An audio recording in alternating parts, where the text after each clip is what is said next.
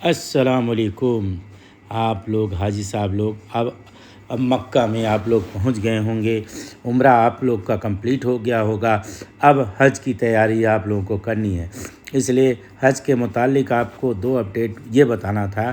کہ مینا میں آپ کو مینا اور مزدلفہ عرفات جو 5 دن کا حج کا سفر ہے، اس میں آپ کو معلم دوارا کھانا پرووائڈ کیا جائے گا، یعنی کھانا ناشتہ آپ کو وہاں ملے گا۔ اس لیے مینا میں کھانے پینے کی کوئی چیز مت لے جائیے گا۔ اور مینا کے ٹینٹ بہت بڑھیا بنا دیے گئے ہیں، قالین بچھا دی گئی ہے، آپ لوگ کے لیے صوفہ کم بیڈ رکھ دیا گیا ہے، اس کے ساتھ آپ کو چادر ملے گی، کمبل ملے گا،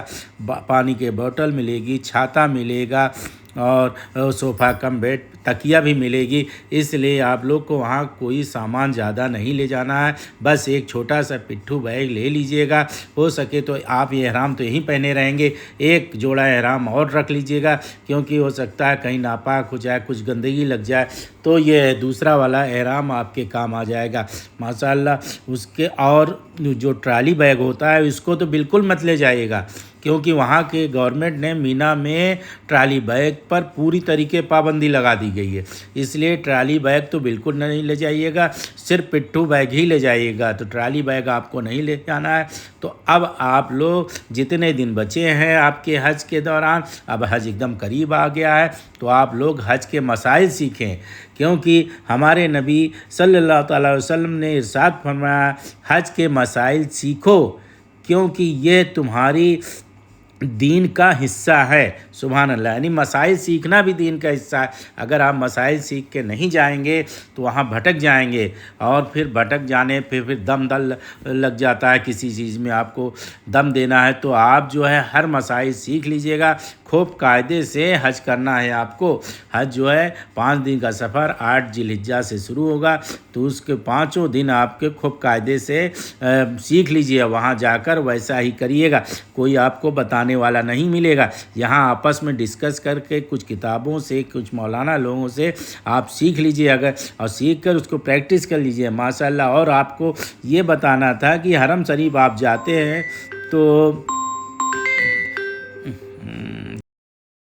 ہاں، تو یہ ہم بتا رہے تھے آپ کو کہ کعبہ شریف میں جاتے ہیں تو آپ کو کس گیٹ پر کیا سویدھا ملے گی یہ آپ کو معلوم ہونا چاہیے۔ جیسے آپ کو عمرہ کرنا ہے، یعنی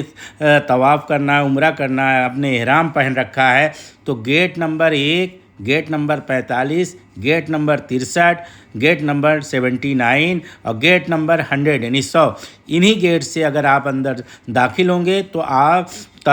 وہ مطاف میں سیدھے جائیں گے اور طواف کریں گے ان سب کا۔ اور اگر آپ کو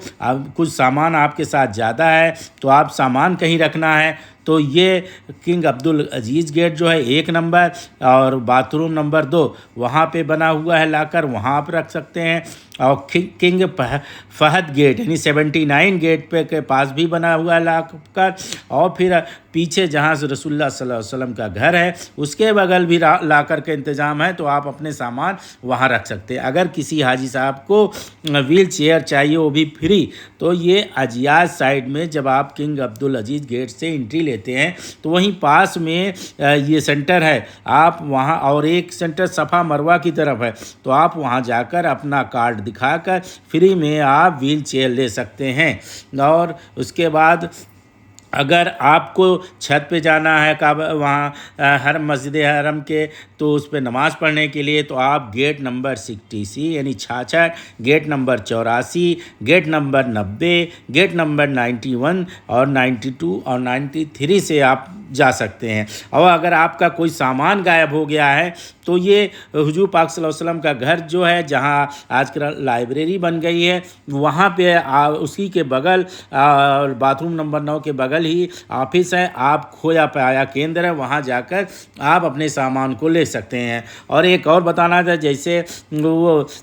एक होती है गाड़ी पर वो उसकी मतलब बैटरी से चलती है, रिक्शा आप मान लीजिए। अगर उससे आपको तवाफ़ करना है और सही करना है तो